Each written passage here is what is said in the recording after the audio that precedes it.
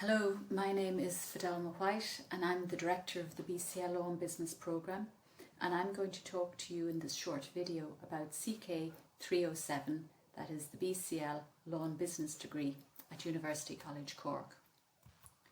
So, just to start in outline perhaps, the BCL programme is a joint honours programme in law and business, and what we mean by that is over the 4 years of the degree you will get in effect 2 degrees in one, a degree in law and a degree in business, linked together in this single BCL.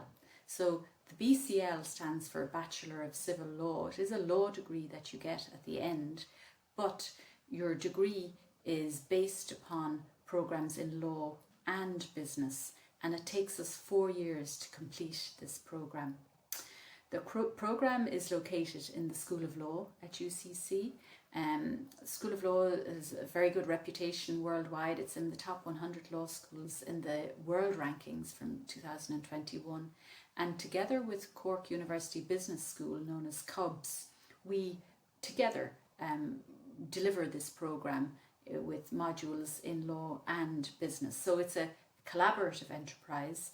In your classes, you'll be sitting in your law classes with other law students in other law degrees, like the BCL Pathways in first year, BCL International and Clinical maybe in second, third or fourth year, or BCL Law and French and Law and Irish. So the Law and Business is another one of those law programmes, but in your business classes you'll be sharing your lectures and tutorials with other business students, predominantly B-commerce students. Just to say again, by way of introduction, the BCL Law and Business class is a relatively, I suppose, small, friendly class. Our quota is about 30 students each year, which when added with all the other law students we admit would bring us to anything from maybe 120 to 150 first years each year start on one of our 5 or 4 different law degrees: Pathways, Law and Business, Law and French, Law and Irish. They split up then into Law International and Law Clinical later on. So what makes the BCL Law and Business particularly attractive? It's very much a personal thing, but it is predominantly the combination of these cognate subjects, or these related subjects of law and business, that makes it very attractive to students. It is as a programme in high demand, both among students, let's say reflected in the Leaving Cert points, and employers in terms of hiring and job prospects later down the line. But law and business go very well together, and for the student it gives you everything an ordinary law degree will give you, but more. And for the student who's particularly interested in business, you cover all the core business disciplines, and yet you develop these legal skills or this insight into the law, which is particularly useful if you are in business. So these 2 disciplines very much complement each other. For the student, if you start on a BCL Law and Business, you have options as you progress through your degree and your career to pursue a career either in law or business or some combination. But by doing law and business, you're keeping those options open right as you progress through your degree. You're not just picking a business degree and no more, or a law degree and no more. You're picking a business and law degree. So you're giving yourself this flexibility or these options as you progress, and you get to taste or to understand more fully, what studying law and practicing law is really like, or what dealing with strategic issues, problems, information systems, management. You get a real feel for what it is to study and work in business, and with that knowledge then at the end of your 4 years you can decide, well, what is my preference? What am I particularly good at? Will I continue to try and combine them, or will I move in one direction or another? So the combination of law and business in this degree gives you vast experience, huge flexibility with lots of options.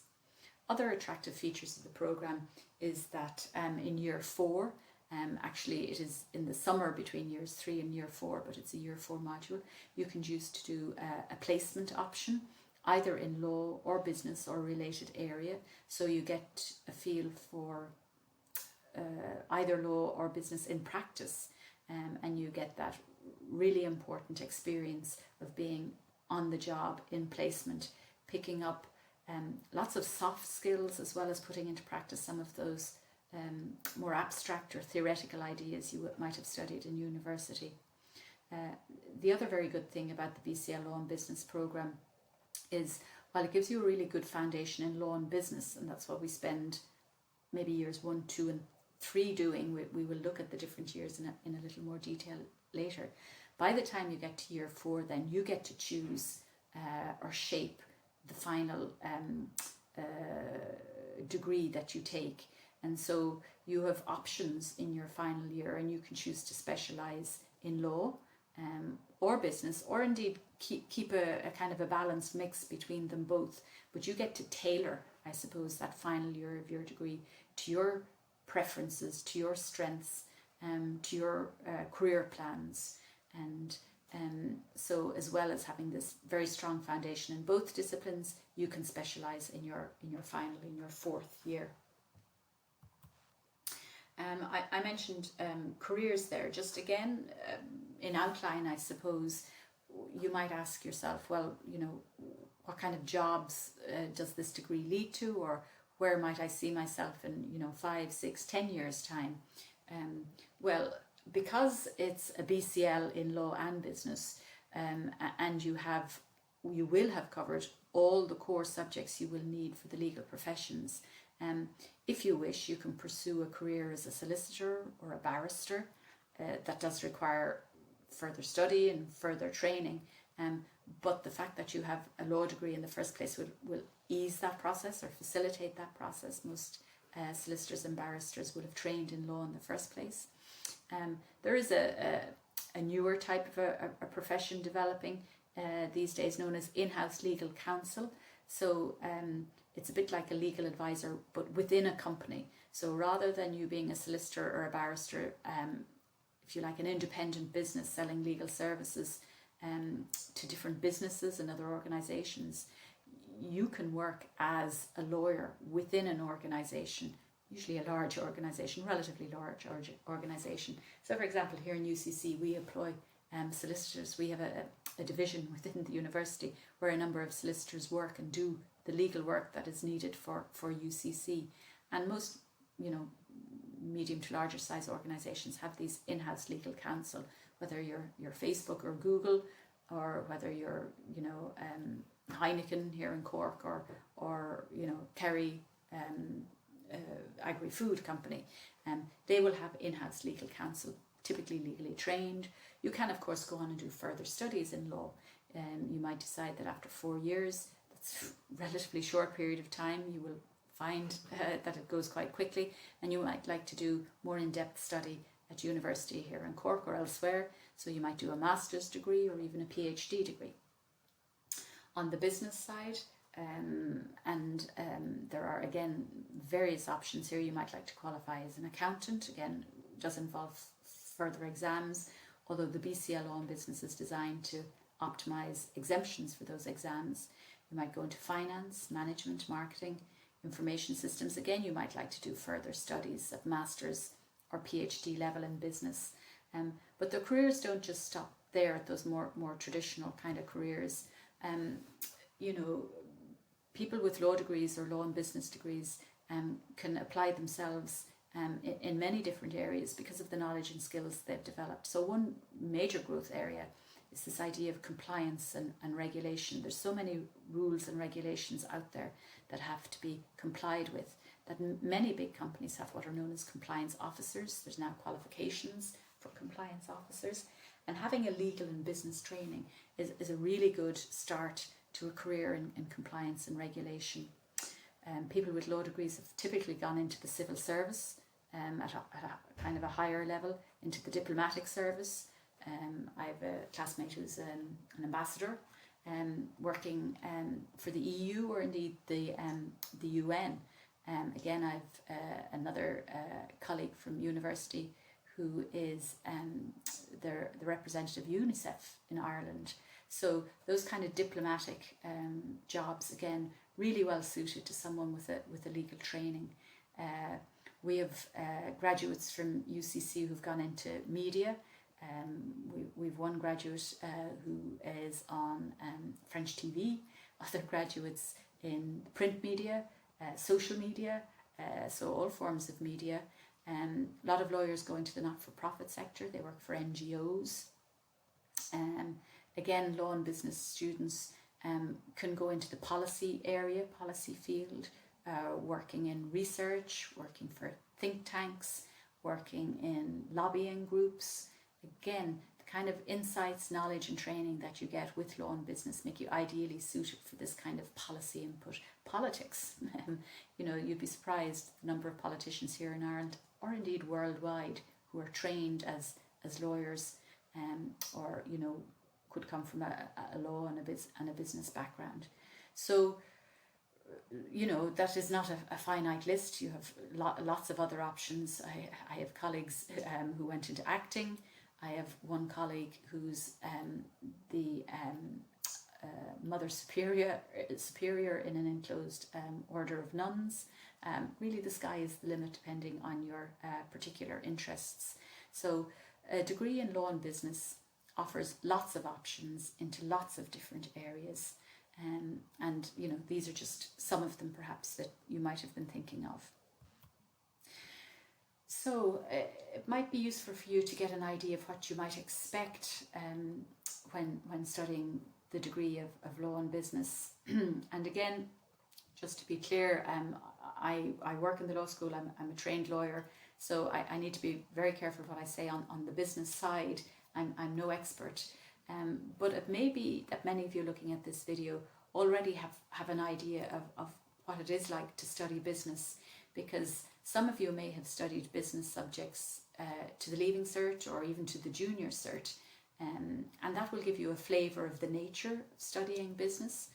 In particular at the Leaving Cert level, where you might have studied accounting, whether it's financial accounting, drawing up, whether it's balance sheets or some kind of trading or profit and loss accounts, financial accounting, as well as management accounting, the interpretation of those financial documents and the use of those documents in making management decisions. So accounting is something many of you may have studied at one level or another, or might be familiar with. Again, economics will be something that you might have done at Leaving Cert level that would continue at university level, and general business organisation, again, would give you perhaps a feel for things like management, marketing. We also in UCC do modules in IS, information systems, so it's that kind of interface between computers or technology and business.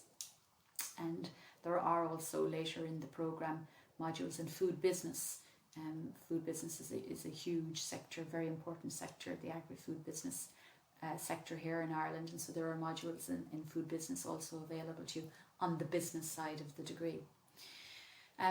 Law, which is what I know more about, may be a little harder for you to imagine. It is for many a very new discipline. You don't take a course in law to the Leaving Cert. So when people study law, it's almost a bit like going back to kind of zero again. Everyone starts with close to zero knowledge, and it can be quite a steep learning curve when it comes to studying law. So in terms of giving you a feel for what the study of law is like, it's a vast subject. People spend their whole lives studying and becoming experts in different areas and aspects of law. But by way of introduction, one way of thinking about law, maybe one way that you can identify with, is to think of law as being about rules that regulate how we live and how we interact. Now, you'll all be familiar with the idea of a rule. When you were a child, you might have had a rule that you had to go to bed by 8 o'clock, or there might have been a rule in the house that you had to bring your plate from the dinner table to the dishwasher and put it in, or maybe you had other rules around how you behaved at home. So clearly in law we don't study those kind of family or social rules. We study the kind of rules that are applied and that are either backed up by and enforced by the state. So we look at things like criminal law rules, where there are rules around telling you largely what not to do. The criminal law is a lot about saying you mustn't engage in threatening behaviour, you mustn't assault anyone, you mustn't attempt to or kill anyone. And so we have rules around murder and manslaughter, rape and assault, theft, arson, lots of criminal laws. And these rules are enforced by the state. They're enforced by our police service, they're enforced by our court service, our prison service, and they are rules by which regulate how we live, how we behave. But there are lots of other types of rules other than criminal law rules. So you will, in the BCL Law and Business in your second year, study criminal law. But in law and business, we tend not to focus too much on the criminal activity. The hope is, as a graduate of law and business, you won't find yourself engaging in criminal activity or dealing with people who engage in criminal activity, although it does happen. But we also look at lots of other rules around how we regulate our lives, let's say in a business perspective. If you want to go into business, how do you go about doing that? Well, you might want to set yourself up a company in order to do the business. And there's a whole set of rules around establishing companies and managing companies and regulating companies and how the people in those companies behave. Very detailed set of rules. In your third year, you will study company law. Really core, very central to anyone in business. Another way businesses kind of engage with each other or interact is through contracts. You know, if you want to buy something or sell something, if you want to hire an employee, that's all done through contracts for the sale of goods, the purchase of goods, employment contracts, insurance contracts, shipping contracts, banking contracts.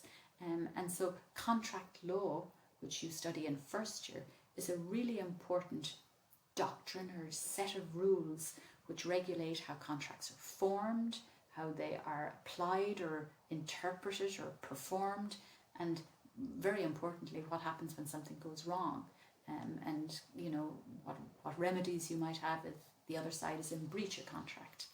So a lot of law is about rules that are created either by the state through the parliament, or by judges make rules. The European Union makes rules. Rules come from lots of different sources, and we spend a lot of our time in law learning about these rules, trying to understand the purpose of the rule. Is the rule still achieving its purpose? Does the rule need to be changed? Is it being applied correctly? How do you interpret the rule? So we work a lot with rules, not always, not all the time, but there are a lot of rules, I suppose.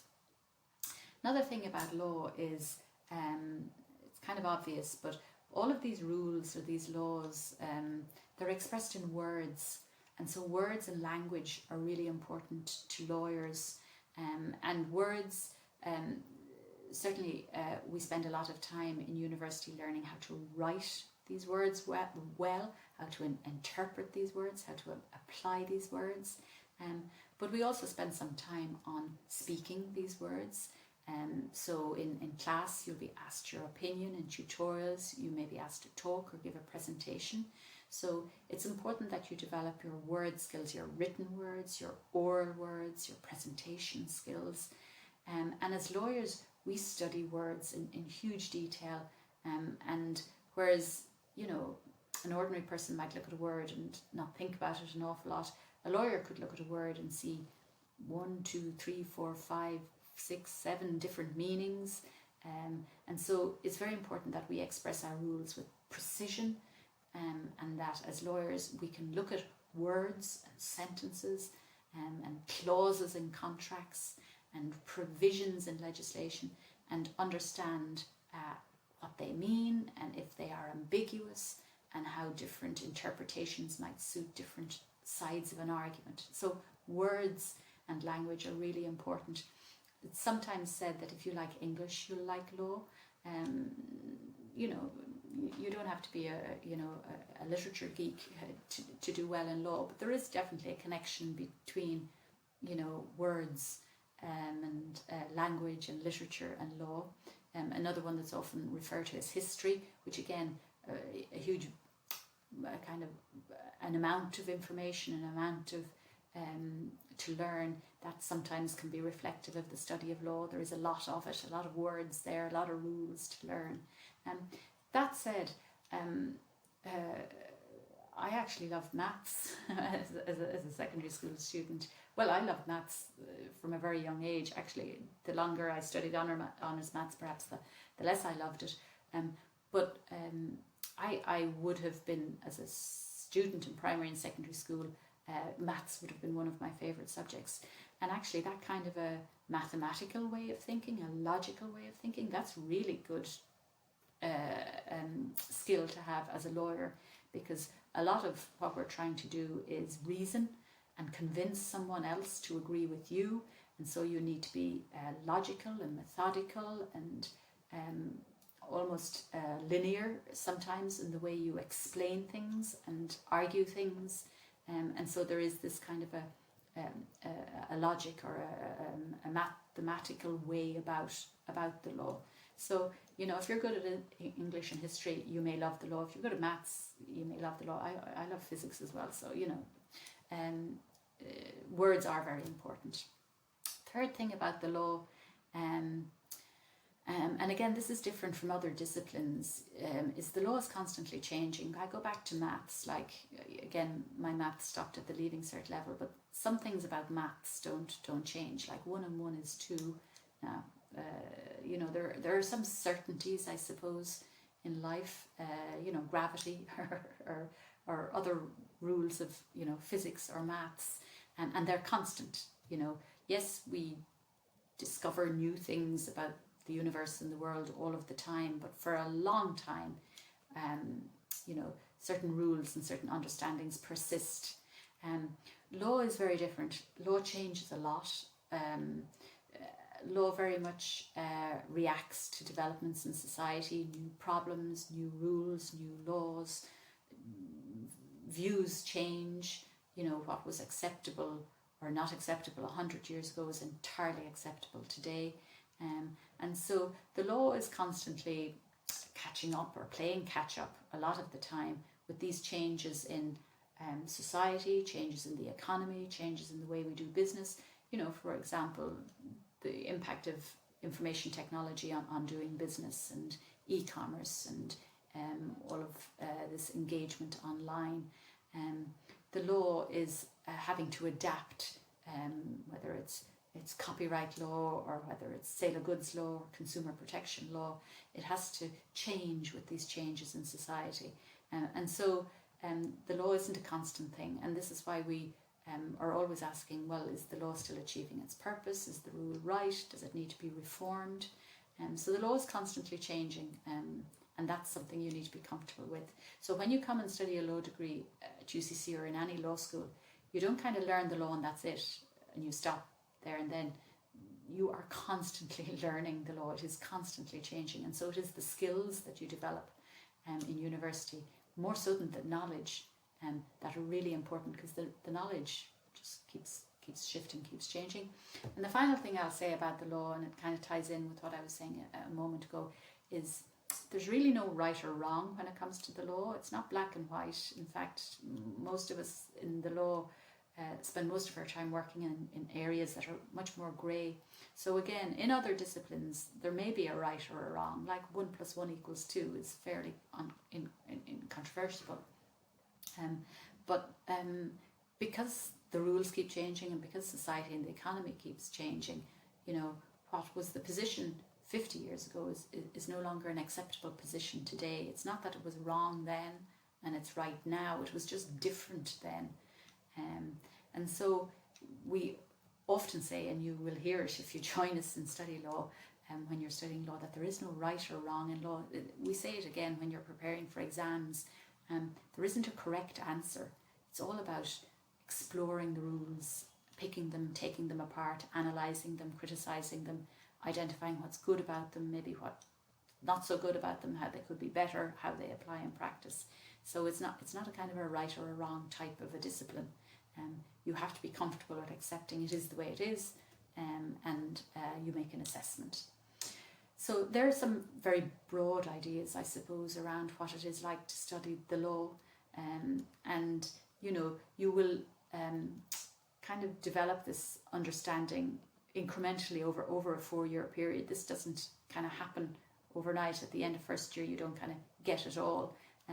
Because law is so new, it takes a while to kind of get used to it. It's a new way of thinking, a new way of writing, and so it is a challenge, but hopefully one that you're up for. Let me finish this by taking you through in a little more detail the kind of things you'll be studying in years 1 to 4. Now, what I'm describing here are the current modules and subjects that are available. These may change a little year on year, but in fact not an awful lot. And law degrees right throughout Ireland share a kind of a common framework. So when you study law, in whether you're in Dublin or Galway or Cork, we tend to study, broadly speaking, the same subjects at undergrad level. They kind of provide our foundation to us. Same with business. A business degree has certain core subjects or foundational subjects. So at undergraduate level, while there might be some change year on year, this stays fairly constant. So if you do decide to opt for the BCL Law and Business, and if you get it among your CIO choices and you're with us in September in your first year, or indeed if you're starting with this year just gone, these are the kind of subjects that you study in first year. So if I look at the right hand side and speak briefly to business, again, not my area of expertise. So in first year you'll do some financial accounting. You will do more in second and third year as you progress, but you start with some accounting. You do some economics, micro and macroeconomics also in first year. You get an introduction to business information systems, and you do some management on the foundations of management and organisational behaviour. And what's very important is, although you may have studied some of these business subjects to your Leaving Cert, it is not a requirement of the degree, so you don't have to have studied business to the Leaving Cert at all. All of these business subjects start at a kind of an introductory foundational level, upon which you build then in second, third and fourth year if you wish. So please don't be put off from the degree if you haven't done business subjects to your Leaving Cert, or indeed to your Junior Cert. You can, if you apply yourself, you can pick all of these up. On the law side, we do some work around legal writing. We have a number of what we call skills modules in first and second year, and as you progress towards your final year, around writing, around presenting, around mooting or arguing in a court setting. So we start with legal writing, and we give you some direction and tips around how to develop good legal writing skills. We look at the nature of the Irish legal system, or the foundations of it, like sources of law, where does law come from. We look at EU law in first year, and the constitutional and institutional law of the EU. What is the EU, where did it come from, how does it function. Contract law, I spoke about contracts a while ago, really important in business. So contract law is the kind of subject every law student will do in first year. So it's a very important one for our law business students. And also in first year you study constitutional law. It comes in 2 parts: fundamental rights, like right to liberty, freedom of expression, right to life.